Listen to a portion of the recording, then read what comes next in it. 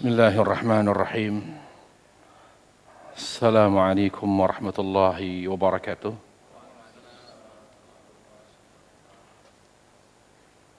Alhamdulillah.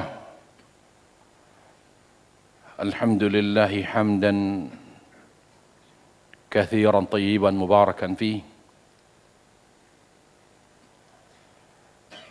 Kama yuhibbu Rabbuna wa yarda.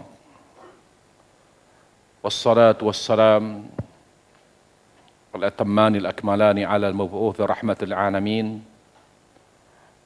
wa ala alihi wa sahbihi wa man tabi'hum bi ihsanin ila yaumiddin, amma ba'd. Para jemaah sekalian yang dimuliakan Allah Subhanahu wa taala, puji syukur selalu kita panjatkan kepada Allah dengan hati yang selalu mencintai Allah, dengan lisan yang selalu berzikir, dengan amal yang bercorak amal saleh, yaitu amal yang ikhlas sesuai dengan tuntunan Nabi sallallahu alaihi wasallam. Dengan tiga hal itulah kita dinyatakan telah bersyukur kepada Allah dengan benar. Karena bersyukur adalah cara untuk menjaga nikmat dan menyempurnakannya hingga kita bertemu Allah Subhanahu wa taala. Para jemaah sekalian, pada majelis ilmu ini, pada kesempatan yang berbahagia di akhir Ramadan yang merupakan puncak ibadah kita kepada Allah Subhanahu wa taala, saat-saat inilah bekal kematian dan akhirat yang terbesar bisa kita peroleh. Sekarang ini saat jamaah, 10 hari terakhir, kita kencangkan ikat pinggang kita gaspol, ya, jangan dikendorkan semangat ibadah kita, karena bekal kematian dan akhirat terbesar itu kita dapat pada ibadah 10 hari terakhir Ramadan ini. Khususnya pada malam-malam ganjil, terutama malam 23, nanti malam para jemaah sekalian. Banyak riwayat dari sahabat, dari Aisyah, dari Mas'ud, yang meyakini bahwa malam 23 adalah malam Lailatul Qadar. Bagi kita yang masih kerja, masih beraktivitas, yang tidak bisa itikaf 10 hari atau 10 malam berturut-turut, upayakan nanti malam kita sholat malam. Karena besar kemungkinan Lailatul Qadar malam 23. Meskipun sebagian ulama lebih meyakinkan malam 27, tetapi dari malam 23, 25, 27, 29 adalah malam-malam yang punya potensi besar menjadi malam Lailatul Qadar. Para jemaah sekalian yang dimuliakan Allah Subhanahu wa taala, apa korelasi antara Lailatul Qadar dengan sabar? Perlu kita ketahui para jemaah, hidup kita adalah untuk menggapai kebahagiaan dunia akhirat. Itu tujuan kita berada di dunia. Makanya Allah Jalla wa'ala mewajibkan kita untuk beribadah. Karena ketenangan, kebahagiaan hanya bisa kita peroleh dengan ibadah. Dan itu tidak bisa kita pungkiri. Terasa betul kenikmatan, ketenangan kalau kita beribadah kepada Allah Subhanahu wa taala. Ketenangan itu kita tidak dapat di klub malam. Ketenangan itu tidak kita dapatkan pada hiburan-hiburan yang diasumsikan sebagai hiburan. Tapi malah hati ini merasakan kegundahan, keresahan. Mungkin menghibur sesaat, tapi setelah itu keresahan malah bertambah parah. Tapi ketenangan yang stabil itu hanya kita dapat dari ibadah kepada Allah. Kenapa? Supaya dengan kita beribadah kepada Allah, tujuan kita berada di dunia untuk bahagia dunia akhirat itu tercapai.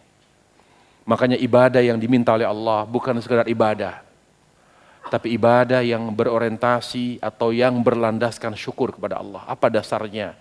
Apa landasan ibadah kita? Syukur. Makanya setiap amal yang kita amalkan harus karena Allah. Tidak boleh tidak sejalan dengan ikhlas. Karena itulah ibadah yang berdasarkan syukur kepada Allah. Dan juga ibadah yang kita kerjakan harus sesuai dengan contoh Rasulullah SAW.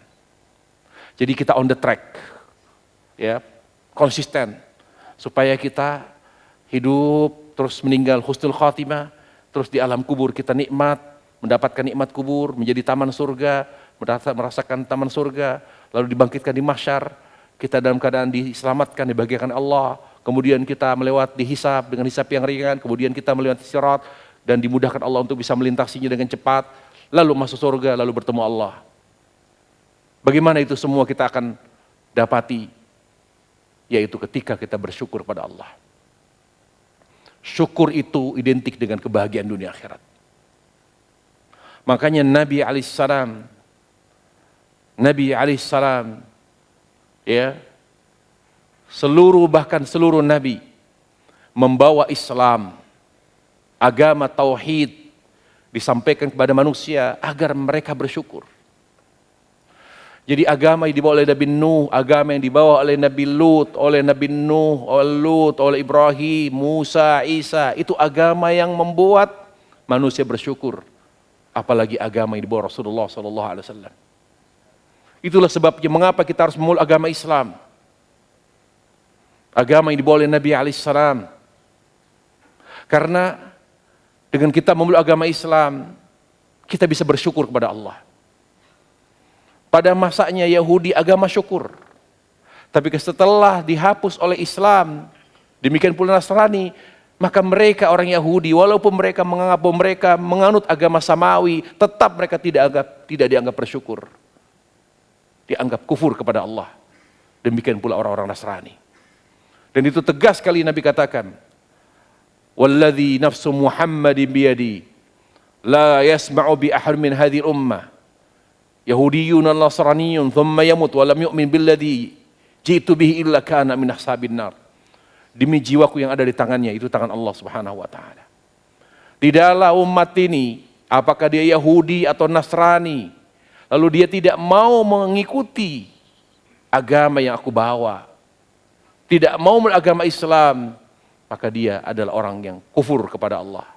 Kalau dia mati masih mempertahankan agamanya, maka dia pasti akan menjadi penghuni neraka selamanya.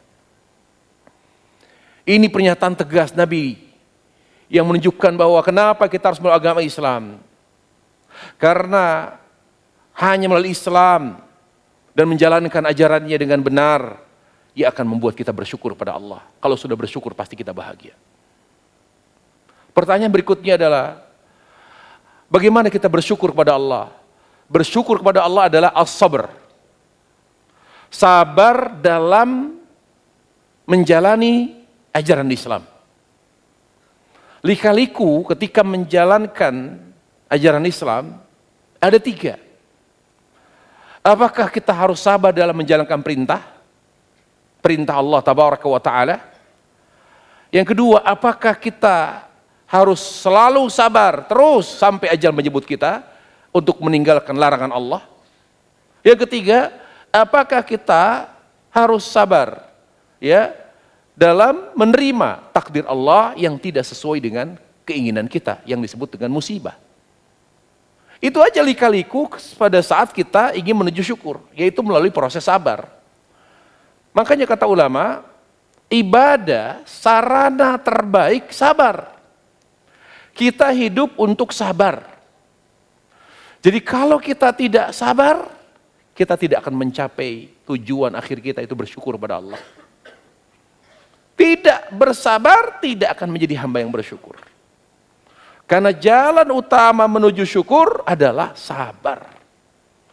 Karena begitu beratnya sabar, begitu berat, ya, aral melintang yang menghalangi kita untuk konsisten berjalan di atas kesabaran untuk menuju syukur, itu berat. sampai Allah tabaraka wa ta'ala memberi pahala dan ganjaran bagi orang yang bersabar di dunia tidak terbatas. Besar sekali pahala orang yang sabar selama di dunia. Yang mengetahui pahala dan ganjarannya hanya Allah subhanahu wa ta'ala. Sebagaimana Allah berfirman, innama yuwaffas sabiruna ajrahum bighairi hisab. Bahwa orang-orang yang sabar akan diberi pahala tanpa terbatas. Artinya pahalanya sangat besar sekali. Yang mengetahui secara persis, secara pasti berapa pahala orang yang sabar hanya Allah tabaraka wa ta'ala. Kenapa? Karena berat. Begitu perhatiannya Allah terhadap ibadah sabar. Sampai Allah Jalla wa'ala menyebutkan ayat-ayat tentang sabar di Al-Quran lebih dari 40 ayat. Supaya kita hambanya yang beriman ya menangkap pesan Allah, betapa tingginya atensi Allah terhadap perkara sabar. Bahwa sabar itu teori yang mudah diucapkan, yang mudah dipahami, tapi berat untuk diaplikasikan dalam kehidupan sehari-hari. Jadi ada sabar, ada syukur, ada kebahagiaan dunia akhirat. Itu aja. Makanya para jemaah sekalian, kita ini harus paham, kita sabar dalam apa? Intinya sabar dalam menjalankan ajaran Islam. Sebagian disebutkan oleh para ulama, sabar dalam mengenal agama. Sabru ala ta'allumi. Sabar untuk mempelajari agama, mengenal agama Islam. Kemudian sabar untuk mengamalkannya. Kemudian sabar untuk mendakwainya, terutama kepada keluarga kita. Dan itulah yang Allah Subhanahu wa taala katakan wal asri. Lihat ujungnya wa tawasau bis sabr. Hidup ini untuk sabar. Wal asri, Allah bersumpah di sini dengan umur manusia.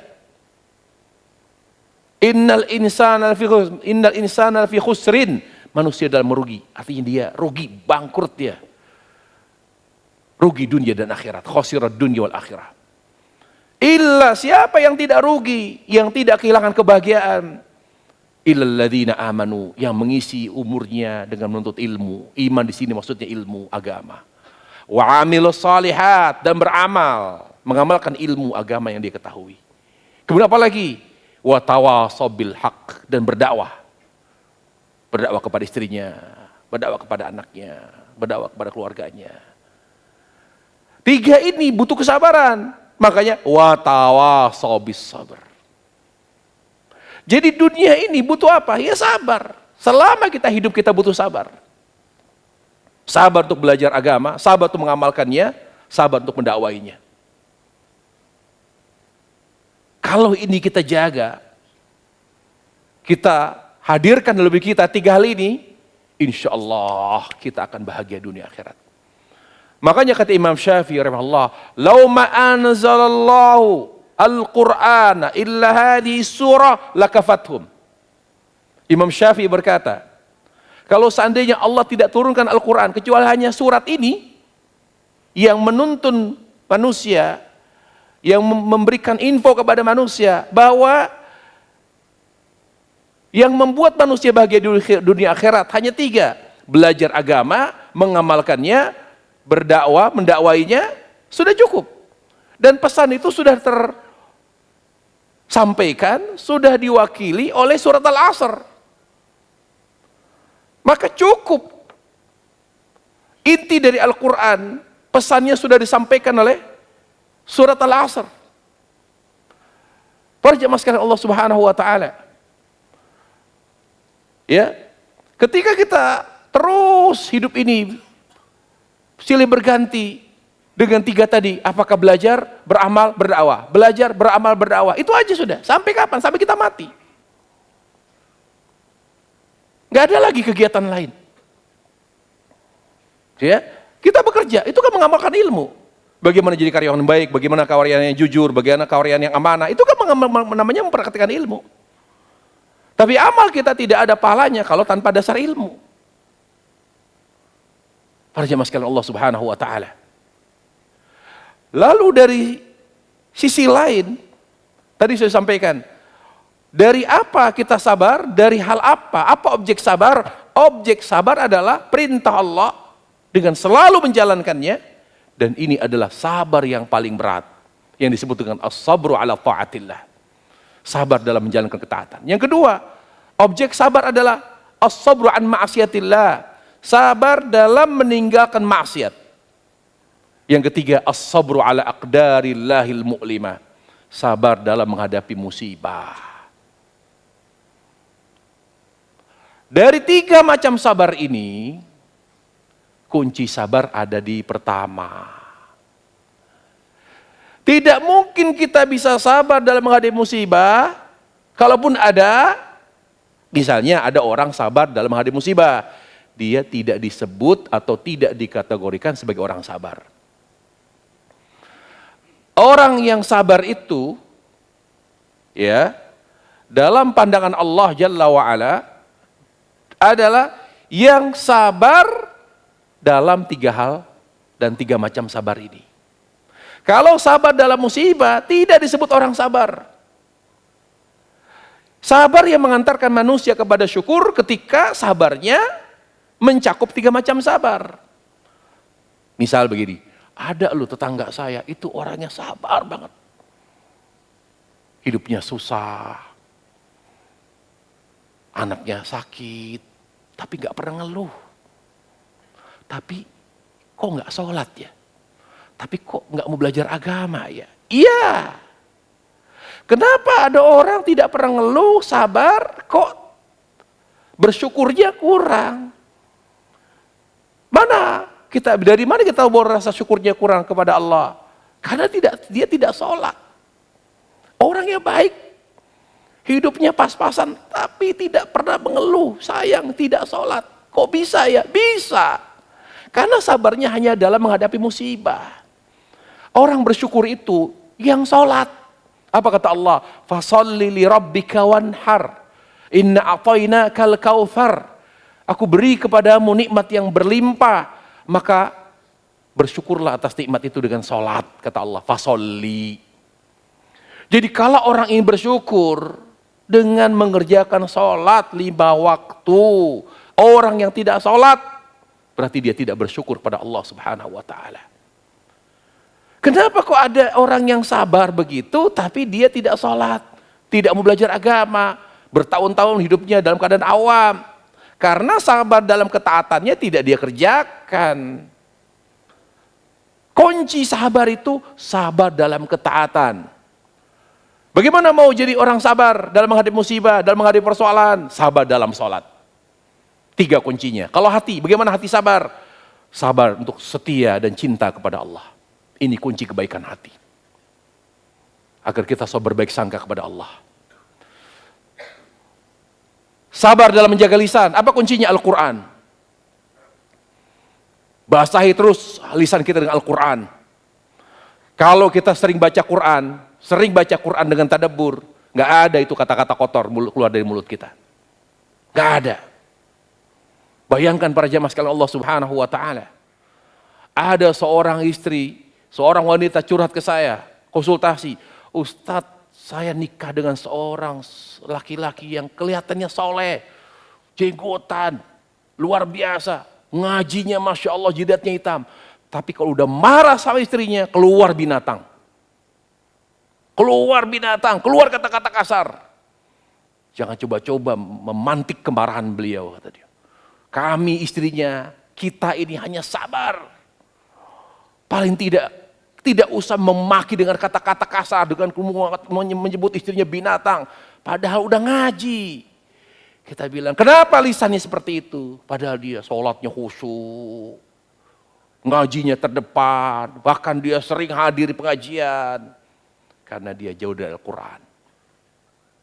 Sulit orang menjaga lisannya. Kalau dia tidak banyak membaca Al-Quran. Apa yang menjaga perbuatan kita menjadi tetap baik? Sholat. Karena Allah berfirman, inna salata tanha 'anil fahsya'i munkar. Sungguhnya salat dapat mencegah di perbuatan keji dan mungkar. Di sini kata Allah, berarti salat kunci kebaikan amal. Tidak akan pernah baik amal kita karena kita baik bukan diri kita, bukan karena kita orang yang ngerti agama, bukan karena kita lulusan pesantren atau kita anak kiai atau kita anak habib atau anak ulama, bukan. Yang membuat kita baik itu Allah Jalla wa Ala. Apa kata Allah? Laula an tsabbatnak, kalau bukan aku yang meneguhkan hatimu ya Muhammad, laqad kitta tartanu ilaihim, kamu pun tidak bisa istiqamah.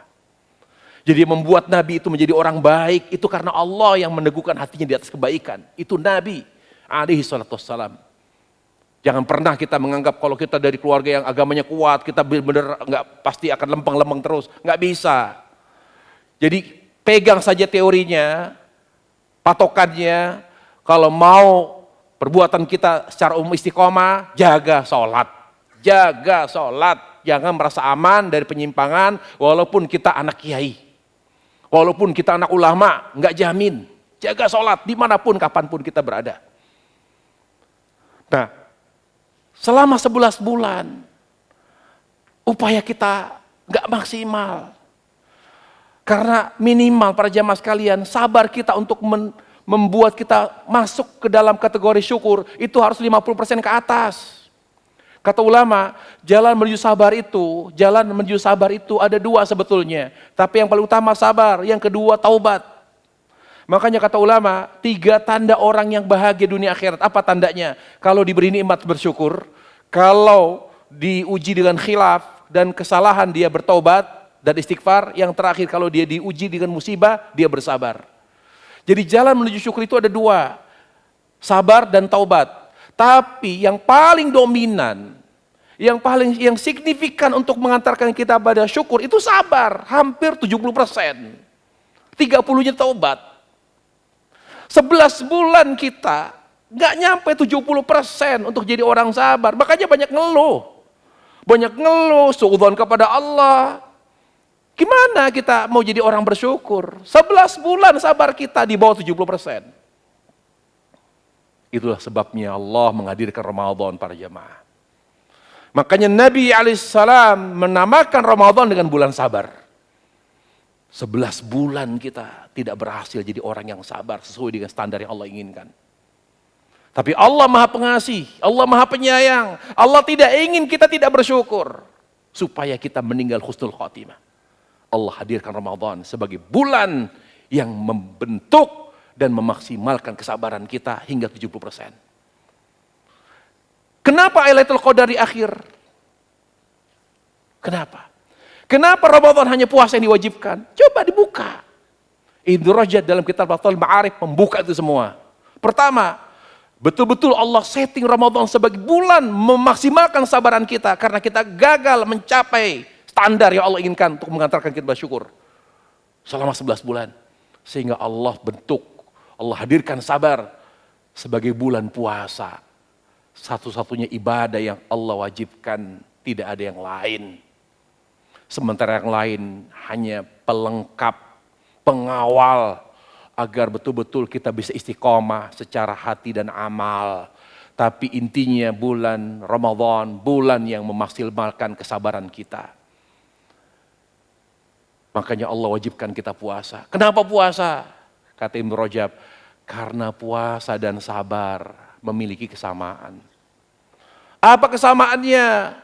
Ketika Allah berfirman, ya ayyuhalladzina amanu kutiba alaikumusyamu kama kutiba alal ladzina min qablikum, wahai orang yang beriman, diwajibkan atas kalian berpuasa sebagaimana diwajibkan orang-orang sebelum kalian. Dan puasa wajib hanya puasa Ramadan. Kenapa diwajibkan? Wajib itu artinya sesuatu yang paling Allah cintai. Karena Allah itu cinta orang-orang yang sabar. Karena sabar kita lemah sehingga Allah paksa. Kamu wajib sabar, kamu wajib puasa. Kamu harus puasa supaya kamu jadi orang sabar. Kata Ibnu Rajab, keduanya ini sabar dan puasa sama, ada kesamaan.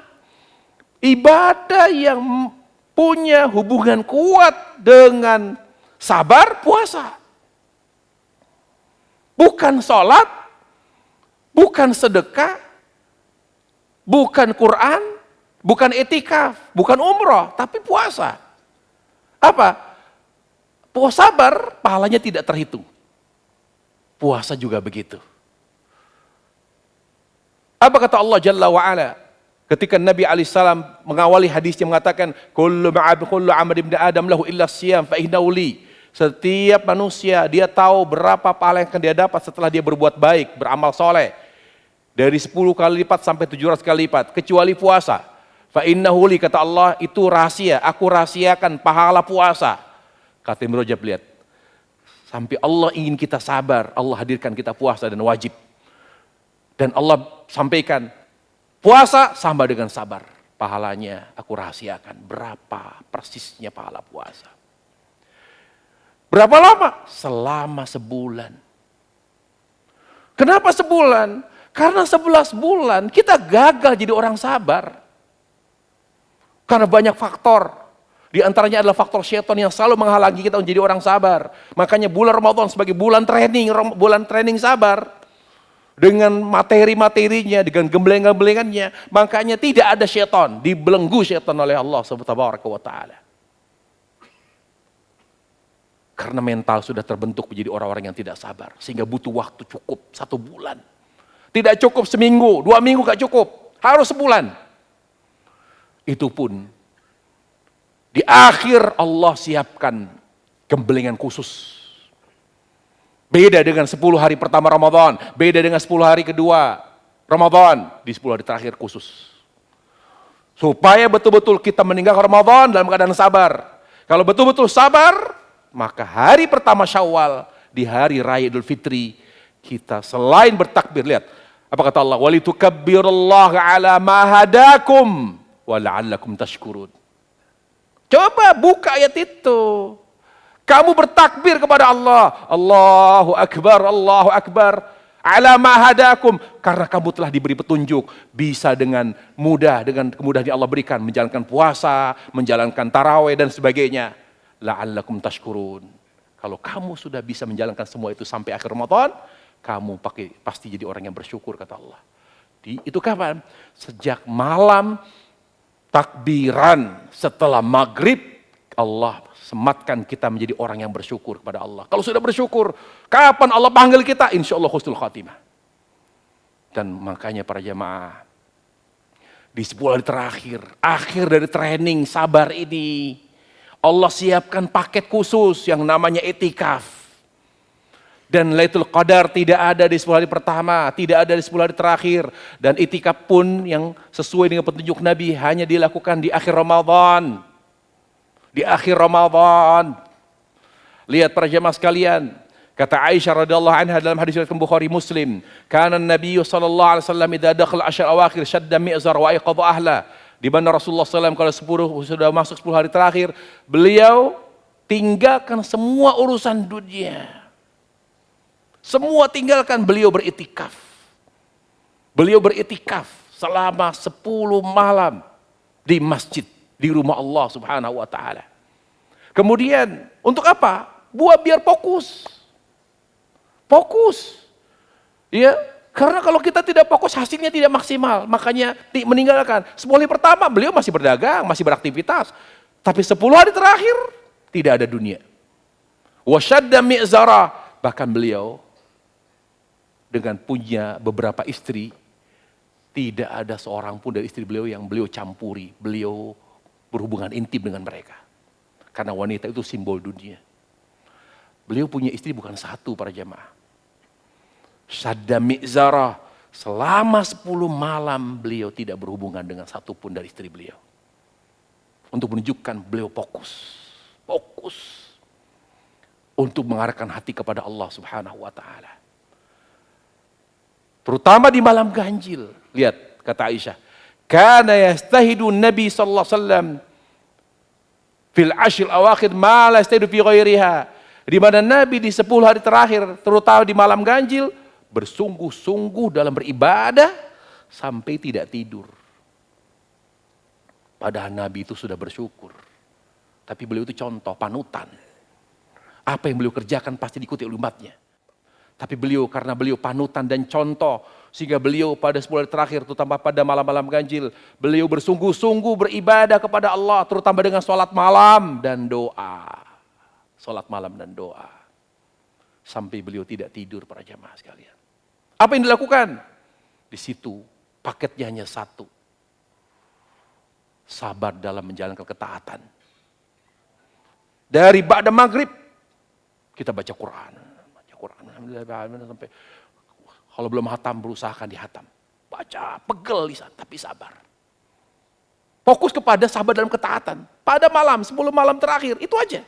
Ibadahnya Quran, zikir, ya kan? Hanya itu. Terutama sholat malam. Sholat malamnya Nabi SAW kata Hudzaifah, beliau itu sholat malam sampai 1 rakaat Al-Baqarah. Rakaat kedua Ali Imran, rakaat ketiga An-Nisa. Bayangkan baca Quran melalui sholat malam. Melalui sholat malam. Fokus kepada sabar dalam ketaatan. Karena tadi, sabar dalam menjalankan ketaatan, kunci sabar dari maksiat. Kunci sabar dalam menghadapi musibah. Kalau dia sabar dalam menjalankan ketaatan, pasti dia sabar dari maksiat. Dan dia pasti sabar dari musibah. Pasti, itu kunci di situ. Lihat, beliau bersungguh-sungguh. Sholat malam, doa. Yang paling dominan pada malam ganjil, para jamaah sekalian, sholat malam. Sampai Nabi SAW mengatakan apa? Man qama lailatul qadar. Barang siapa yang sholat malam, pada malam yang diduga lailatul qadar. Sholat malam, man qam. Maka Allah akan hapus dosa-dosanya yang lalu. Sholat malam. Bagi kita yang tidak itikaf dari awal, malam 21, sempatkan para jamaah malam ini ke masjid. Itikaf, walaupun hanya semalam. Di sebagian besar malam, sholat malam. Kalau kita sia-siakan malam-malam 10 hari terakhir, utama malam ganjil dengan sholat malam dan doa, pesimis kita jadi orang sabar. Pesimis kita. Target 70% untuk menjadi orang sabar yang mengantarkan kepada syukur, itu tidak tercapai. Makanya Allah melihat, ini sulit mencapai 70%. Makanya Allah rahasiakan kapan Lailatul Qadar. Allah rahasiakan. Apa kata Allah? Inna anzalnahu fi Lailatul Qadar wa ma adraka ma Lailatul Qadar. Kami turunkan Al-Qur'an pada Lailatul Qadar. Kalian tahu apa itu Lailatul Qadar? Kalian tahu tidak? Kata ulama, kalau ada pertanyaan Allah berfirman, wa ma adra, berarti sesuatu yang penting yang Allah ingin sampaikan. Wa ma adraka ma Lailatul Qadar. Lalu Allah katakan, Lailatul Qadri khairum min alfi syahr. Kita 10 hari pertama belum sabar kita. 10 hari kedua Ramadan belum juga sabar. 10 hari terakhir Allah lihat istihad kita, kesungguhan kita, kegigihan kita dalam beribadah. Kalau tanpa Lailatul Qadar, apabila tidak Lailatul Qadar, kita tidak bisa mencapai sabar sesuai dengan standar Allah tetapkan, tidak bisa. Makanya Allah kasih apa? Allah kasih Lailatul Qadar tapi dirahasiakan supaya tetap bersungguh-sungguh sampai akhir, gitu loh. Kalau dikasih tahu malam 21, kira-kira 23 kita sungguh-sungguh atau tidak? Kalau diberitahu ternyata malam 23, kira-kira 25, 27, 29, kita bersungguh-sungguh gak beribadah? Enggak kan? Itulah sengaja Allah rahasiakan. Supaya kita terus bersungguh-sungguh. Bersungguh-sungguh ya dalam ketaatan, melatih diri untuk sabar dalam ketaatan gitu loh. Itu tujuannya kenapa Allah rahasiakan. Kemudian apa? Khairum min alfi syahr, lebih baik dari 1000 bulan. Apa kata Mujahid dan kata Qatadah? Lebih baik dari 1000 bulan ketika kita salat malam atau doa Allahumma innaka afuwun tuhibbul afwa fa'fu anni. Terus banyak doa dengan doa yang Nabi ajarkan ini di malam-malam menganjil khususnya.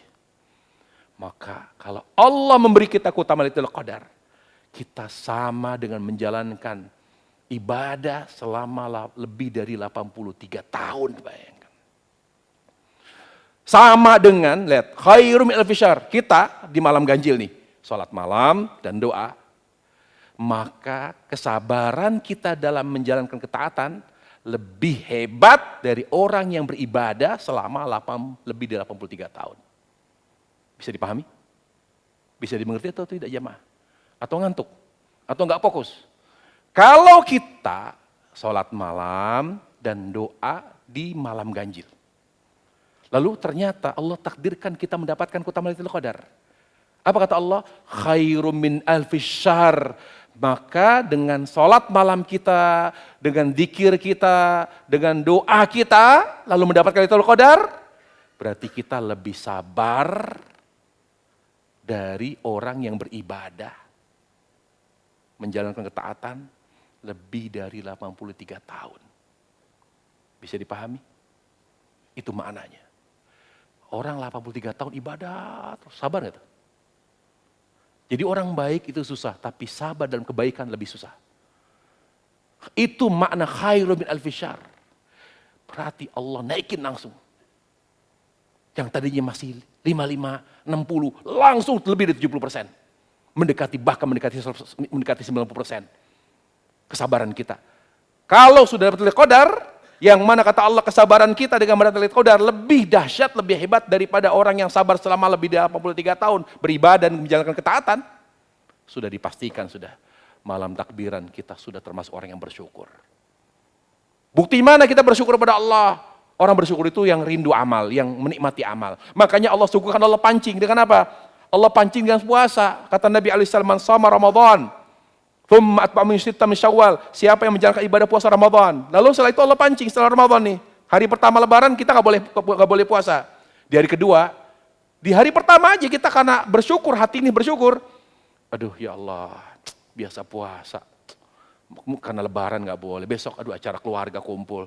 Setiap hati kita atau setiap kita berkumpul dengan keluarga, apakah di kampung halaman atau di Jakarta, tapi bersama keluarga terus kumpul, hati ini dalam hati, ya Allah pengen puasa, kapan ada waktu kalau udah nggak ada kumpul keluarga, ada acara halal apapun, saya mau puasa. Berarti hati ini sudah hati yang bersyukur. Kalau hati sudah bersyukur pada Allah, apapun yang kita terima, kita akan nikmati. Apapun pekerjaan, apapun aktivitas kita, terasa berkah. Para jamaah. Penentu kesabaran dan keberkahan hidup kita Ramadan, terutama di 10 hari terakhir. Oleh karenanya, kita manfaatkan 10 hari terakhir ini dengan ibadah.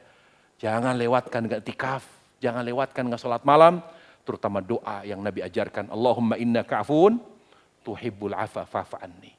Semoga bermanfaat apa yang sampaikan. Wassallallahu wasallam wa barak Muhammad wa ala alihi wa sahbihi wasallam. Walhamdulillah alamin. Subhanakallah bihamdik. Asyhadu an la ilaha illa anta astaghfiruka wa atubu ilaik. Assalamualaikum warahmatullahi wabarakatuh.